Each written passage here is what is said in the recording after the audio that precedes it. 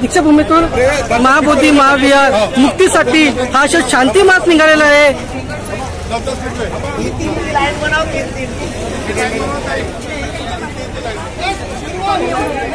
आणि समोर तुम्ही पाहू शकता सम्राट अशोक यांचा कटआउट सुद्धा लावलेला आहे। चार लाईनीत राहा।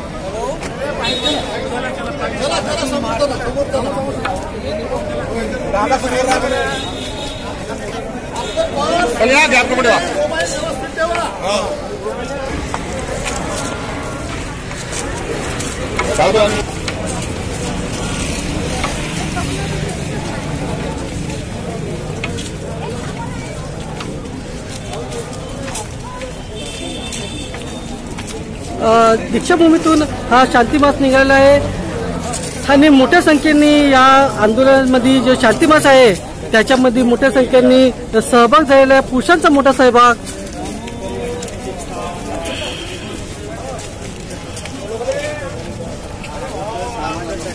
फक्त ज्यावेळेस फोल्ड करायचं राहील त्यावेळेस थोडं थांबून काम असा हा पंचशीलचा ध्वज तुम्ही पाहू शकता। मोठा असा ध्वज आहे आणि या ध्वजाला पकडून सगळे अनुयायी शांती मार्च मध्ये सामील झालेले आहे। जय भीम सगळ्यांना, जय भीम।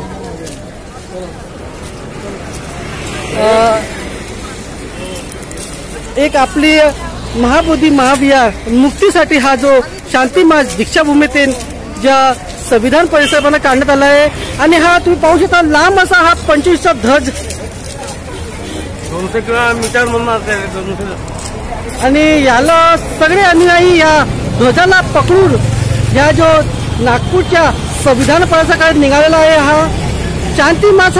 हा जो शांती मार्च आहे हा नागपूरच्या दीक्षाभूमीपासून तर संविधान चौक या ठिकाणी पोहोचत आहे। आज या दीक्षाभूमी लाखोच्या संख्येने ते पुरुषांसोबत महिलांनी ते सहभाग घेतला ह्या शांती मार्च मध्ये।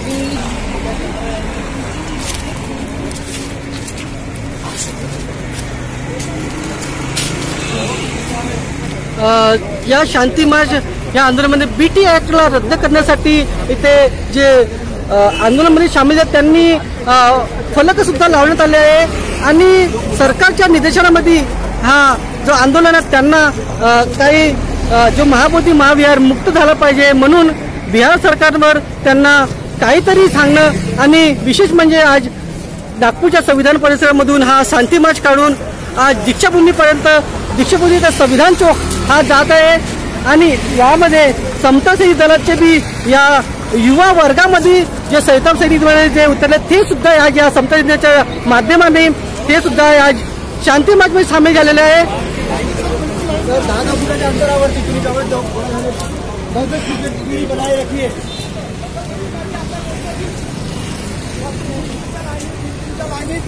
थोड़ा सा लगे तो अंतर क्या यार बोल रहे हो 3 मिनट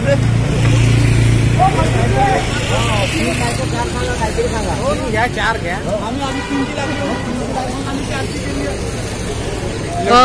25चे ध्वज पकडून हा शांती मार्च नागपूरच्या दीक्षाभूमीपासून तर नागपूरच्या संविधान परिसरापर्यंत पोहोचत आहे। हा शांती मार्च आहे आणि शांती मार्च मध्ये लोकांना एक शिस्तबद्ध तरीकेने आज हा शांती मार्च काढण्यात येत आहे आणि हा शांती मार्चचा मेन उद्देश म्हणजे जो आपला बिहारमध्ये महाबोधी महाविहार हा जो BT ऍक्ट 1949 रद्द झालंच पाहिजे। BT ऍक्ट जो आहे रद्द झाला पाहिजे असा अनुयायांचा एक सरकारला सांगण्याचा त्यांचा मेन उद्देश आहे।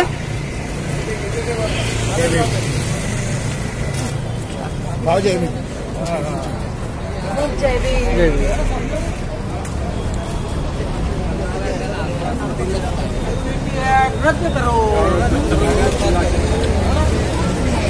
थेट आपल्याशी मी मनोज सत्सत सांगोळे मनोज जुळलेला आहे। काय सांगणं जाणून घ्या मनोज सर, आज आपला दीक्षाभूमीपासून तर शांती मार्च निघाला आहे, तुम्ही काय सांगणार जनतेला? जगाला शांतीचा मार्ग दाखवणारे तथागत गौतम बुद्ध यांच्या जिथे ज्ञान प्राप्ती झाली त्या ज्ञान प्राप्तीच्या मंदिराकरिता बुद्ध मंदिराकरिता हा मार्च निघालेला आहे। BT ऍक्ट जो 1949चा जो आहे तो रद्द करण्यात यावा। तुम्ही पाहिलं असाल हा शांती मार्च निघालेला आहे आणि जगामध्ये जे बुद्ध राष्ट्र आहेत बुद्धांनी इतर राष्ट्रांना शांतीचा मार्ग दाखवून प्रगती प्रथावर घेऊन गेलेले आहे। परंतु इथे 9 लोकांची जी कमिटी आहे त्याच्यामध्ये 4 हिंदू आणि 4 बुद्ध आहेत आणि एक कलेक्टर जो राहते तोही हिंदूच राहते, म्हणून बुद्धाच्या हातात पूर्ण द्यावा, बुद्ध धर्मियांच्याच हातात बुद्ध विहार जे आहे महाबोधी विहार देण्यात यावा, म्हणून हा समर्थनार्थ हा मोर्चा शांती मार्च निकलेला है।